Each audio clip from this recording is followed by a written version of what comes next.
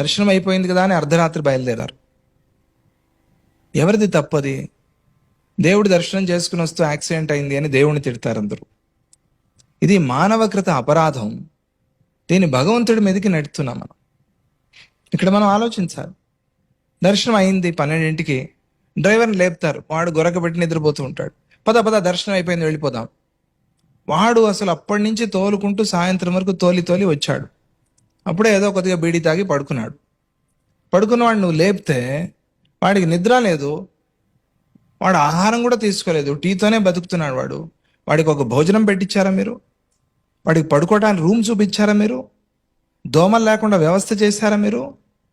ఏమీ చేయలే. డ్రైవర్ గురించి ఏం పట్టదు, డబ్బులు ఇస్తున్నాం కదా, బేటా ఇస్తున్నాం.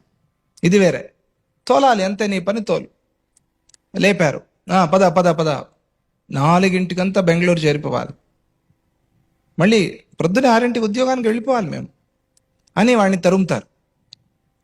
వాడు అతి కష్టం మీద తోలుతూ కష్టపడుతూ తోలుతూ ఉంటాడు. వాడు మామూలుగా తోలటం కాదు. పోనీ ఎక్కిన వాళ్ళు వాడితో ఏమైనా మాట్లాడుతున్నారా? పోనీ ఒకటి ఏదైనా క్యాసెట్ పెట్టారా? వాడేదో క్యాసెట్ పెట్టుకున్నాడు, దాన్ని ఆపేశారు వీళ్ళు. ఎందుకు? వీళ్ళకి నిద్ర పట్టట్లేదు. వాడి పక్కన కూర్చుని తూలుతూ వాడి మీద పడుతూ గొరకలు పెడుతూ వాడికి ఏమనిపిస్తుంది?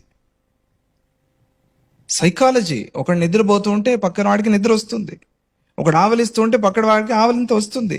సైకాలజీ అది మనిషి యొక్క సహజ లక్షణం.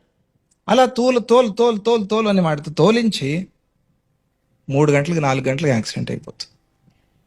అవుదా? వాడు మనిషే కదా. ఈ అపరాధాన్ని తీసుకెళ్ళి నువ్వు భగవంతుడి మీదకి నెడతావు. భగవంతుడు ఏం చేస్తాడు? నీకు జ్ఞానం ఇస్తాడా? నిన్ను కాపాడుతాడా? నువ్వు దర్శనానికి వచ్చావు, డ్రైవర్ దర్శనానికి రాలేదు కదా. పోనీ కర్మ సిద్ధాంతంగానే ఆలోచిస్తా. అందుకనే ఎటువంటి పొరపాట్లు చేయకూడదు మనం.